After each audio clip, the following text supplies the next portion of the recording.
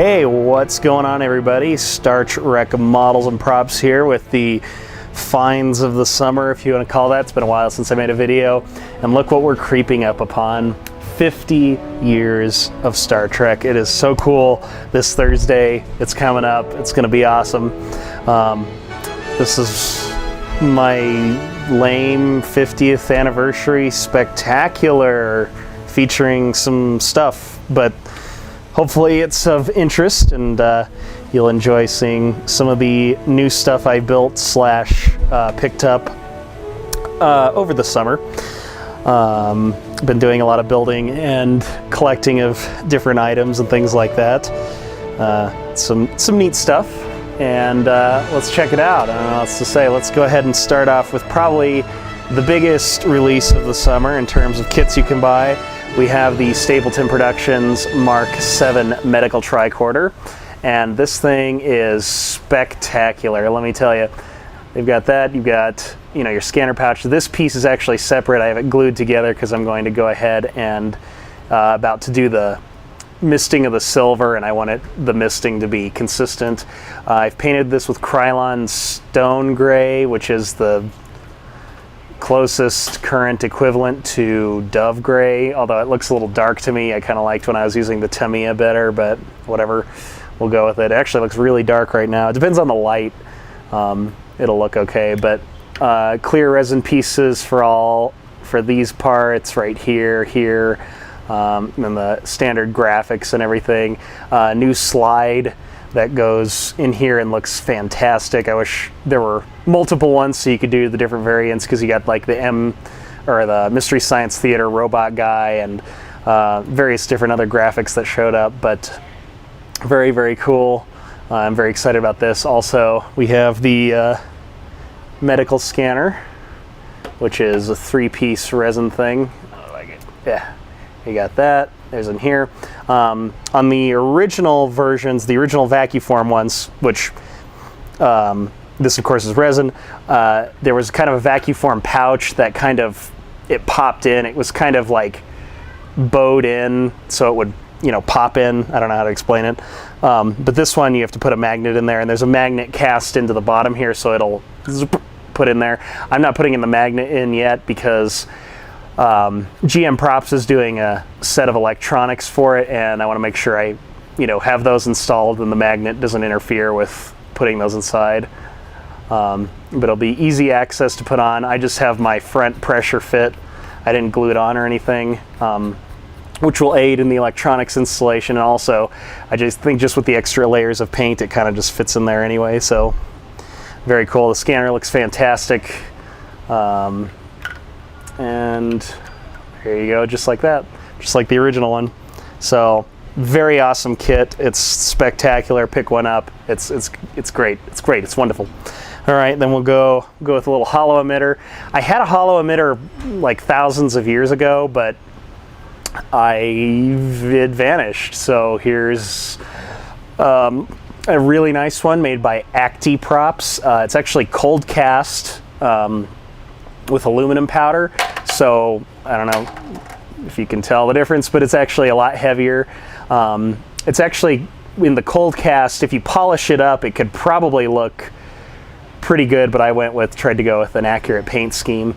But it's really nice. I probably should have carved out the hole to put the Velcro in, or a magnet or something, but kind of like it just like this. So very cool.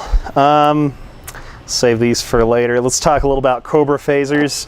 I do love Cobra phasers. They are a fun prop with so many variations in the show. It's so bizarre how one thing could just, I don't know. Next week, hopefully, we'll have a kind of focused prop video, and we're going to talk about all things Cobra phasers from the 3rd season all the way up to Voyager. And I have most of the examples that are out there. There's a couple missing, but we'll check that out. It should be pretty fun.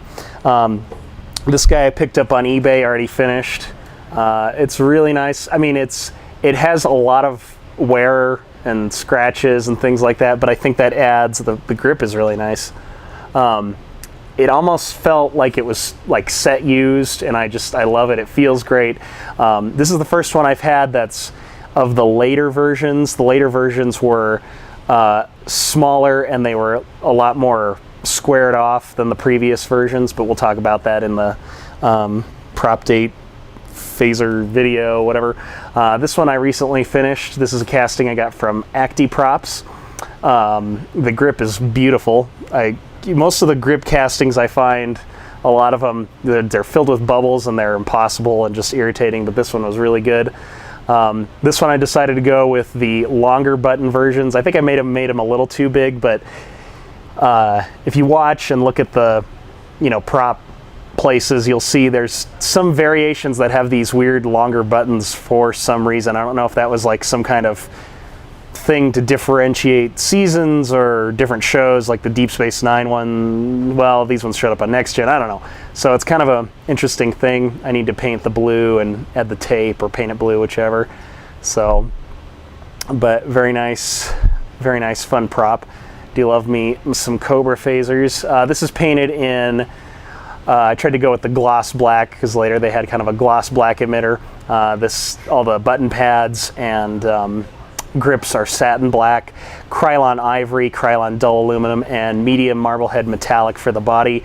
I gloss blacked it, the whole thing first before putting it on, so it's a lot shinier. I don't know if that's accurate or not. I've heard that you're supposed to do that first, and it's kind of like all clads, how you're supposed to make it perfectly gloss black and it makes them a lot shinier. This one's not as, but I think this is painted with the real Plasticoat 7173 stuff. So, but yeah, so there's that. We got some Cobras, like I said. Look forward to that other video. We'll have a bunch more of those. Going on to communicators, this I finally finished after having it for millions and millions of years, ever since, well, I guess V'ger was just, ever since V'ger went out into space in the 1970s. Not really, but it didn't work. I had a thing and it evaporated from my brain. Anyway, this is a casting I got on eBay. It's not perfectly accurate. It's actually a little too big. I think the real ones are about this big. From some guy who sells a lot of buttons. I don't know, some weird guy. Anyway, but I just had it forever, and I just had the body. And somebody did a run of the graphics, which are laser cut vinyl, and you just peel and stick them on.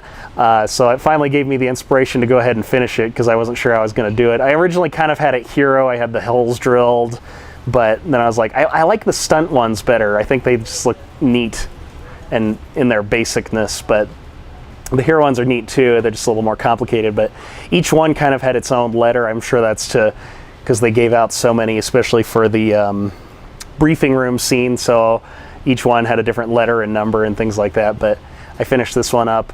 I managed to take some ABS plastic and I heated it around a metal tube and got to the wristband. And I haven't screwed it in there. I just need to put some felt, sticky back felt on there, but it works perfectly. I love it. So I'm very excited to have this done. It's a neat communicator. Speaking of communicators, a couple guys I picked up. This one is my first JTK communicator. I did a couple modifications on it. It originally had this pattern, so I decided to keep it in the Epsilon, as called by HeroCom. This communicator that this represents still exists, confirmed that we know, and I think it belongs to Greg Jean. The only difference between this one and the real one, well, except for, the actual body and stuff like that, in terms of specific details, this is actually, there's actually no screw holes or screw divots on the original one, and it also had a stopwatch hole cut out, but it shouldn't have that either. But I'm not sure how to fix that without having to paint it and like fill it and sand it and try to get the Kydex texture back. But so I think on the original JTKs there weren't actually divots here, but you'll notice the guy kind of bored it so it kind of has a divot, or heated it up or something, because it doesn't look quite natural, but it works. But I replaced this stuff, replaced this. It actually originally swung open all the way back, but I corrected it to the one to the angle that the original one is. So nice little Epsilon Greg Jean Com example.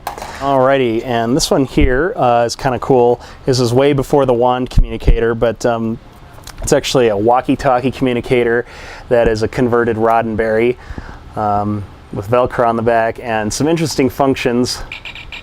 Has the Playmates electronics in it, but these buttons control the walkie-talkie functions. I tried to make it like the one from Bread and Circuses that you can't really see well, and HeroCom is dubbed Theta, I think. They weren't sure about some of the jewel colors. I kind of went with that. It's kind of purple, but it's also all sorts of crazy cool colors. And they think it has like a 2-layer moire, so I went with some of the patterns they had, but it's kind of cool. I don't know if I can... There it goes. There's the walkie-talkie functions, which don't want to cooperate, but whatever. It's pretty cool. And you've got the... there it goes. I think the batteries are horribly low, but... So there's that, kind of a neat thing. I guess we can talk about these guys. These are kind of cool. So these two Dolphins are neat. This one is actually cast off an original stunt Dolphin from the show, and we'll do, like the Cobras, we'll do a Dolphin phaser thing at some point. Not that I'm an expert. I don't know any of the people. This is just from research I've read and research, you know, stories and things like that, and I show off mine, but I'm not an expert or an authority or anything like that. But I do know this is a cast off an original, and we'll compare it to the Roddenberry, and there's a couple little differences from it and the Roddenberry, but I got this from a guy. It was pretty much all finished, but the buttons had been screwed up, so I replaced those with the tape, metal tape, which doesn't look that good. I could probably do a better job on that, but he plasti dipped the grip and it's kind of coming off, but it's actually kind of cool. It has a rubberized feel. Interesting choice. Here we've got the power meter. It's filled with clear resin. That's filled with clear resin, so that's kind of cool. You don't see that a lot, but very nice hefty weight to it. But yeah, definitely off the stunt Dolphin. And then this one is off of a Hero Dolphin, actual Hero Dolphin that was used in the movie. You can see like differences from the regular Stapleton one and like the Roddenberry kit. The emitter window, or not emitter, power meter window is a lot bigger. You can kind of see the shape of the emitter there.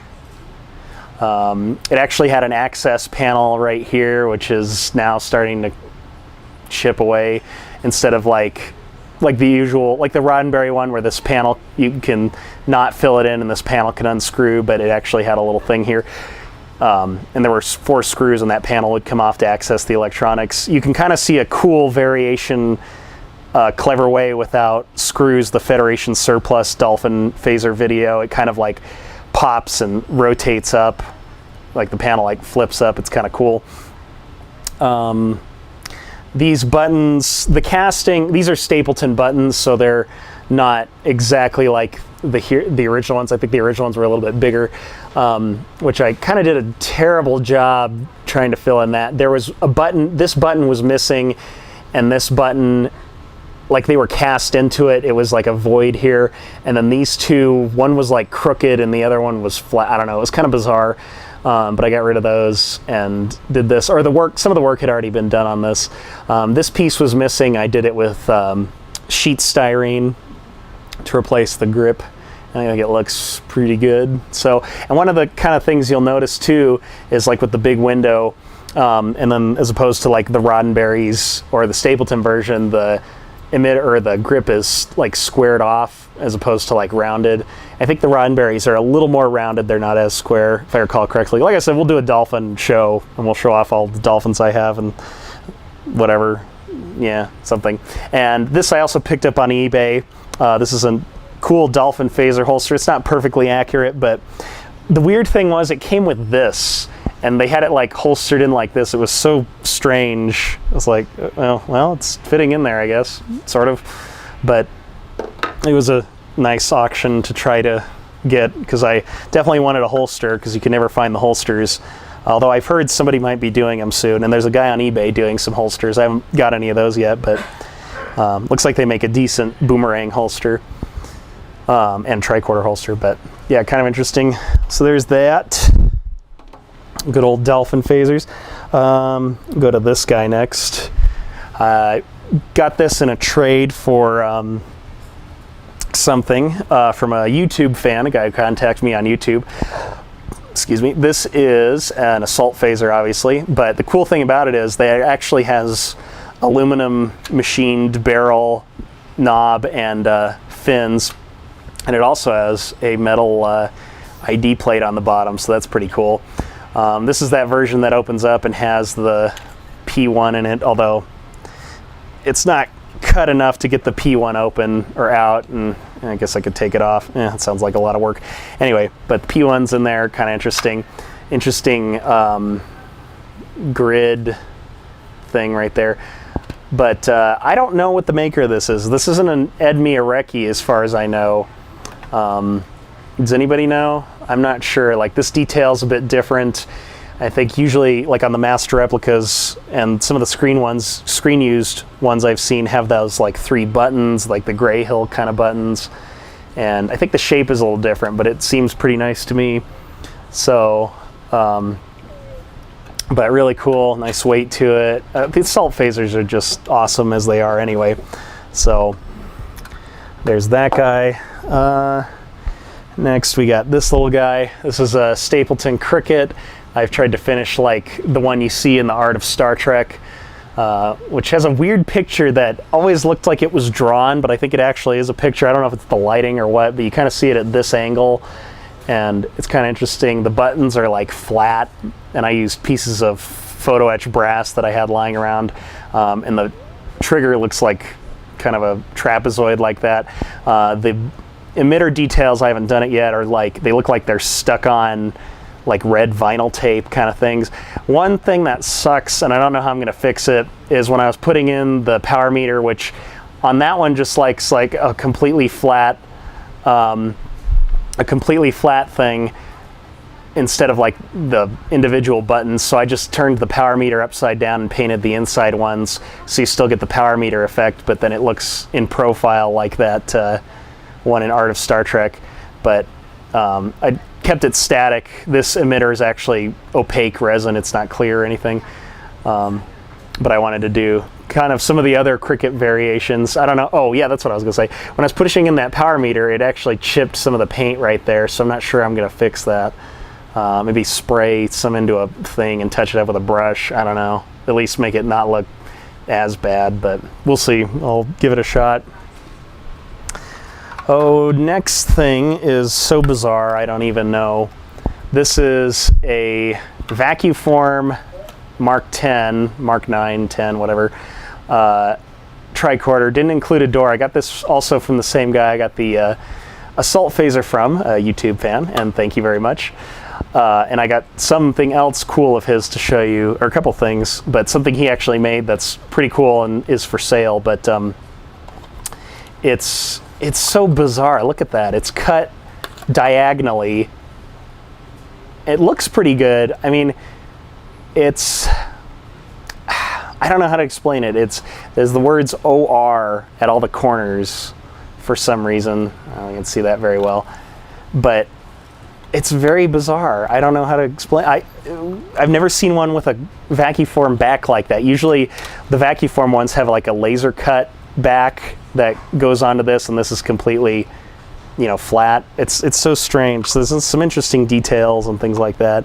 I assume it's some kind of convention thing that somebody was making. Maybe they cast another one. It kind of looks a little GM propsy, like in terms of the smaller, I don't know, windows maybe. I don't know, but it seems like it's the correct thickness. The GM props ones are a little thinner, but I don't know. If anybody has any ideas, let me know. And the door is really small too. Like the door is in there, but it's a lot smaller than they usually are. They usually come out to, ironically, where those kind of divots are, those little like screw hole like things. So I don't know. It's weird. It's a weird thing.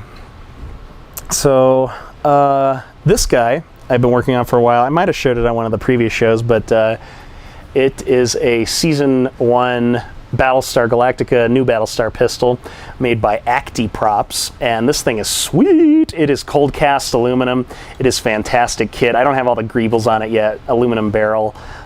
It's cut in 2 halves, so you can put electronics in it, and the trigger works and everything.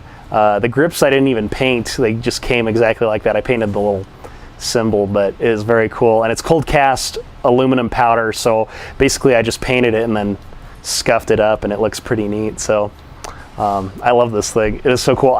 It's a little different than the screen used ones. The screen used ones are a little like rounder and a little stubbier, but I think this one, I would prefer this model over the screen used ones. It's sleeker, and it's so awesome. So Battlestar pistol, something a little not Star Trek related. I built this up in a day for a discussion I was doing on 2001: A Space Odyssey, but we've got old Hal right here. Let's turn him on, or not. Or the wire came loose. That works. Let's see if we can get this to work. All right, well, I guess that's not happening. But he does work when the wiring is operating. I'll just need to, there we go. There we go, get it. There it goes.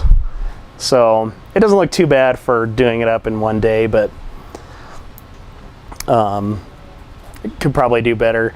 I just kind of tacked that on, so if I ever want to take it apart and redo it. This is a Monsters in Motion kit, so not perfectly accurate, but it's still really nice. Get an idea. So very cool. One other fun item that I can, drop and smash will be okay. I got this also from the same YouTube fan. This is a, get out of here, Battlestar pistol. This is a phase pistol casting. Now, I'm trying to figure out the origins of this, and it's confusing to say the least. From the stories I heard, this is like a 2nd or 3rd generation casting of a screen used one made by Phaser Fetish, I think the screen name was. And it's very nice. It's full size as far as I can tell. Maybe it is a bit shrunk, but it's no Art Asylum one. And it's not a Cool Models one either, although I do believe the Cool Models one comes from this kit or whatever, from what I can tell. But it's very bizarre, and I was reading an Alec Peters blog about phase pistols where there was some, I don't know, something, whatever. But the article had some good pictures. Let's just go with that. But he did notice that like the ISS ones, the ones made by the actual prop company who made them for the show, see this kind of zigzag line right here? Well, this is like kind of crooked, and on the originals it's not. It's perfectly straight. So the Roddenberry one is like this, but this isn't a Roddenberry because the Roddenberry has a thing where you can open the cowl, but in order to open the cowl, this would have to be a separate piece. So it's weird. And here's the little back. This is a separate piece. The grips actually are a separate piece. I just tacked it together for filming purposes. So is it cast off a screen used one? Because if the screen used one has like this and some of the other little details are different, I don't know. It's weird. Is it cast off a Roddenberry? I don't think so. Because I think it's from before Roddenberry. Aren't these? I don't know. Does anybody know? I don't know. It's interesting trying to figure out the puzzle, but it's still neat. I like it. And it will be fun to phase pistol things. I'm not going to try to make it open. I have another button that I think is off, that I got in like a parts bag that is off a screen used or Roddenberry or something. And I'll probably drill that out and put that in there and have a tube and maybe have one sound effect, or make these work and have it, maybe not change sound effects, but make like a setting noise. Because there's a little bit of room in there to put stuff. At least have a firing light would be kind of fun. So, good old phase pistol. Yeah, it's kind of a weird thing. And what else? Oh, no, we'll do that last. So, this goodie box is a very cool thing. Get all this stuff out of the way. should have planned better. This is kind of neat. This is the same art bin case that they use in Star Trek Beyond as a little organ whatever box. And this very nice aluminum, whatever, brushed aluminum graphic was made by one of the guys, I can't think of the name of his Facebook page. Starfleet Surplus Replicas, I think. Is it that one? I get them mixed up sometimes. But he did a fantastic job. The guy, Sean, I don't know his name, but he did an outstanding job. Fits perfectly on there. Really cool thing. And you can still buy these art bin cases. I see them at Hobby Lobby all the time. It says art bin right under here. I probably should have sanded it off so it's not raised. But that's the actual case they use, kind of neat. But I did fill it with some other goodies that I've been working on. First, we have a very nice laser cut pad that I also got from Acti Props. I got the little graphics. Somebody sent me some nice graphics that I printed out and put on there. But it's laser cut, very nice. A lot of people don't do the edges on the Voyager pads, or a lot of pads. They're supposed to be rounded. I don't even think I did mine round enough. It should be very rounded. And softer as opposed to, like, really sharp, but even these need to be a little bit rounded. Interesting that the medical one has a kind of a brown mid plate as opposed to black, so that's kind of interesting. And I think the season, I'm not sure, but I think the season 1 versions that were the Dove Gray paint scheme also had brown mid plates, but I'm not sure. But yeah, I also need to get the little sticker for the back. Actually, while we're on pads, we might as well do this. This is a Geordie pad that I've had forever. For some reason, bubbles would always, no matter what I did, just kept forming on the back. I think some uncured resin way in there or something. So I decided to put a wacky deco tape backing on it just to make it interesting and wouldn't have to deal with the paint issues. But very nice circuit board graphics and this and everything. So it's a cool little prop. Do love me some pads. This is a Romulan pad or Forehead of the Week pad or whatever. Feels like it should go like this, but apparently it goes like this. So I need to get some graphics for it. Almost done with this little endgame pad. I need to get the little jewel and some graphics for it, but it's laser cut. It's very, very cool, and did those out of styrene sheet. This one I also got from Acti Props. This is a very nice TNG pad with the extra little screen on the bottom. And there might be a label that goes on the back, I'm not sure. But got our little thing right there that I cut out, and some very nice graphics for it, very detailed. Got a little from which I got off of StarTrekReference.com, something like that. He has some fantastic graphics. He does really good work. And I should have brought it. He also did a ISS Avenger plaque. He makes fantastic dedication plaques, by the way. You should go check him out. I'll put a picture in if I remember to, or I'll show it in another video also. This is kind of a rare one. We call it the maker of this replica called it the osteogenic stimulator. And I think there are only 2 made for the show. There's one like this, and then another one where the bar graph is up here or off to the side, I think, and it's more like this. This one actually should be clear on this version, this whole front piece, and then it would shine up blue, and I think there were parts of it that were painted. I don't quite remember. So mine, I kind of did a different thing on here. I think the real one is green and red, but I just had a green one, and there's one light not lighting up for some reason. And I got a graphic, and I think the real one lights up red, and then these are supposed to be blue, but since that's not going to light up anyway, I just went with white. It's kind of neat, but very cool prop all around. I love it. I love these weird random medical props. And what else do we got in here? Oh, after many years, I sold off all my isolinear chips, and I finally got one, and it's glorious. It's a nice clear one, but it's like etched instead of like graphics or laser, whatever BS thing, whatever they do, with the lines and stuff. But it's like etched in there. It's very cool.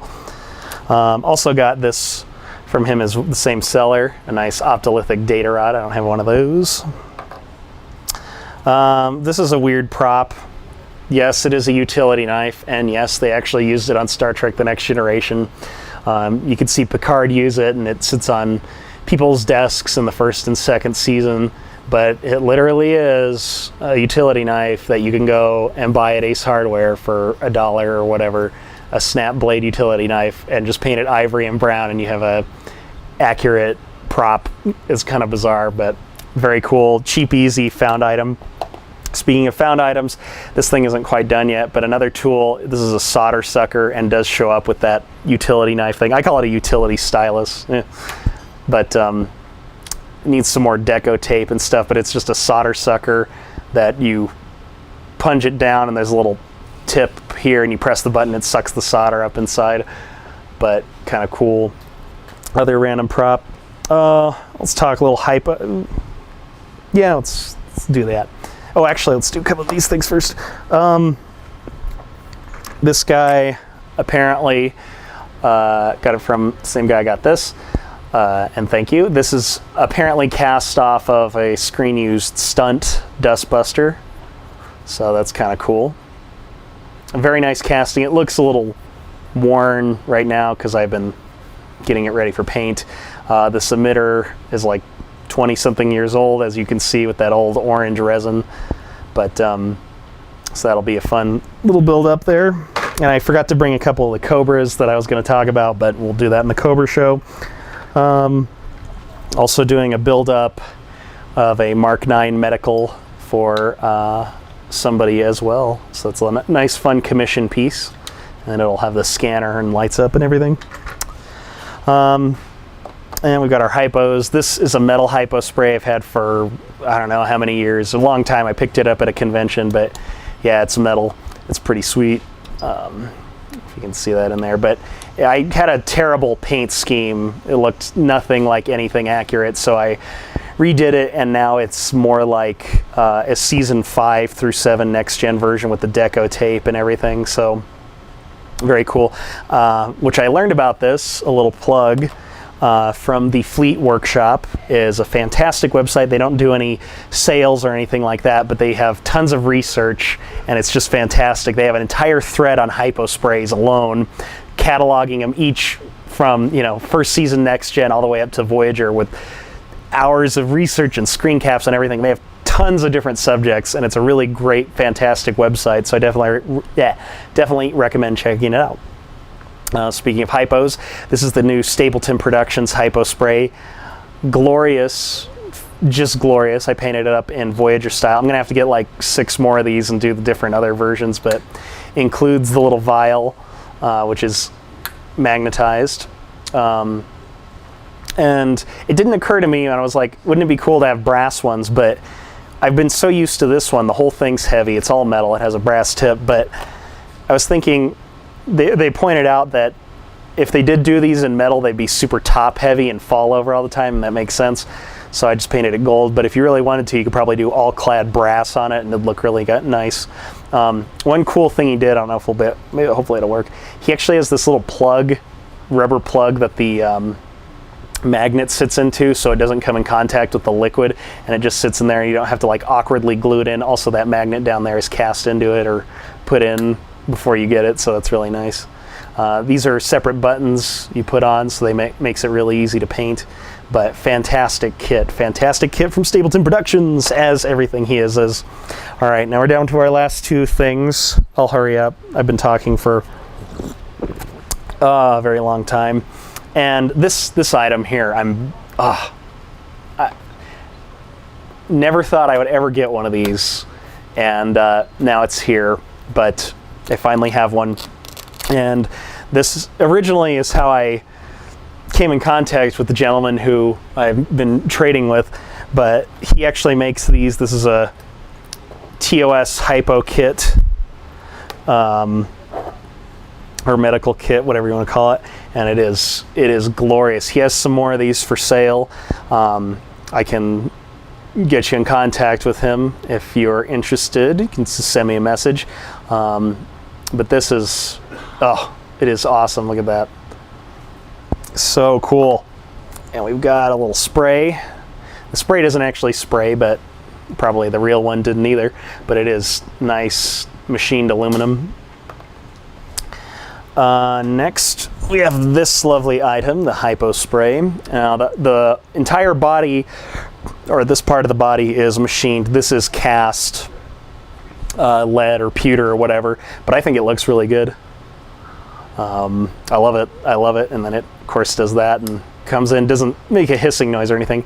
I magnetized, the original ones were Velcro. I put some magnets in there. In fact, I got some more of these rubber stopper or rubber magnet things in here, so I'm gonna probably replace those in there, so that way I don't have to worry about the magnets degrading or whatever. But oh, it is so awesome. I love it. I was so excited. And there's a couple more vials that I have down in there, but such an awesome kit. And I think he also does the other version of this tip that's like flat or something too, so I need to get those at some point. But just a glorious kit. Like I said, if you're interested, I can get you in contact with him for anything like that. But yeah, just it's so much. As soon as I got it, I was just walking around to people.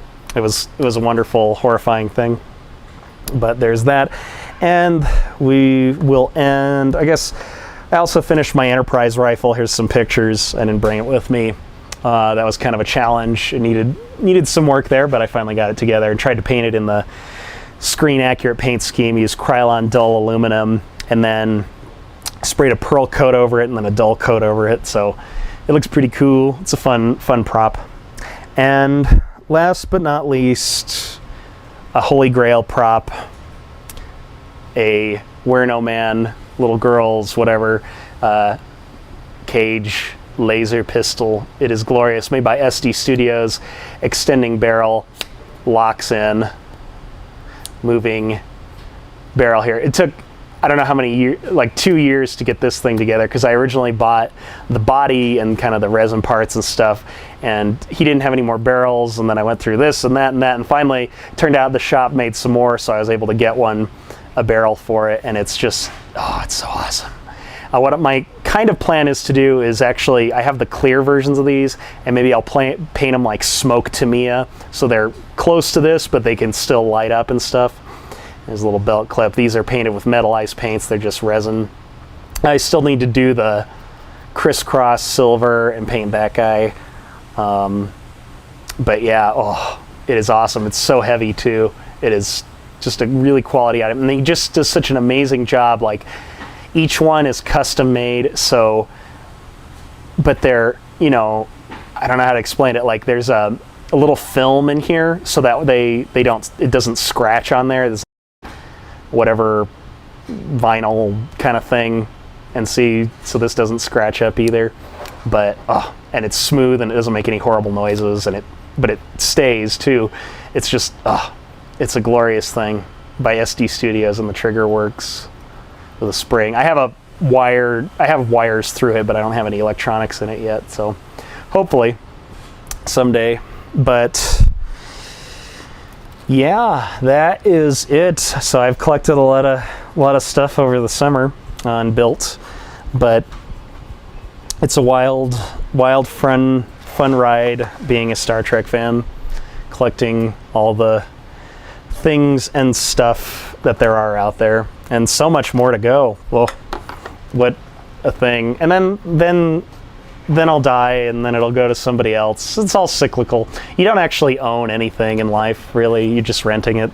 So, what are you gonna do? But yes, it's fun while it lasts, and expensive, and probably pointless in the end, but boy, it's fun, I gotta say. So yeah, those are some props there. Check us out on Facebook. You can see more pictures of the build-ups. I'll definitely have build-up pictures of the phase pistol and this tricorder and stuff like that, and I'll do some updates if I find any more information on any of this stuff. But yeah, coming up next week, we're going to have that Cobra phaser show, which should be kind of fun. We got show all the different versions, show them all together, show the differences, and show the replicas that have been made over the years and stuff like that. So that should be fun. And I'm also trying to look at doing some kind of there's a show I really love called Trekworks. The Trekworks channel he got me back into, you know, ship modeling, and they used to do like Google Hangouts. I don't know if they do it anymore, but it'd be kind of fun to do like a prop Google Hangout type thing where we talk props, maybe do a new subject every week, you know, talk pads, talk Klingon props, stuff like that. So if anybody's interested in doing something like that, let me know. We could set up some kind of cool live broadcast and show off props. People can come on and show their builds and things like that. Make a little community thing, be kind of fun. So anyway, if anybody's interested in that, let me know. We'll set something up, maybe a Google Plus page, I don't know, prop talk, Trek prop talk, I don't know, whatever, something like that. Anyway, I've babbled on enough. Oh yes, don't forget, we'll also have updates on this. Hopefully I'll have this finished soon. I'm so excited. If you have any questions, please feel free to contact me. I also do commissions. Like I said, I'm building that tricorder up. I'm also doing a comm badge for somebody, and I got a Star Trek V communicator coming in to build up, a hero one with lights and sound and everything. And I'll have a finished video of that when it's done. But yeah, like I said, look forward to Cobras, other build-ups, and other fun things. But wow, this was 40 minutes. How embarrassing. I've babbled on. If you've watched this long, that's applause all around. So, and happy 50th anniversary to Star Trek as we boldly go to another 50 years, and I can't even believe I've been alive half of that time. So yes, yes, yes. Anyway, take care, and we will see you next time for another adventures and props and stuff and things, and that was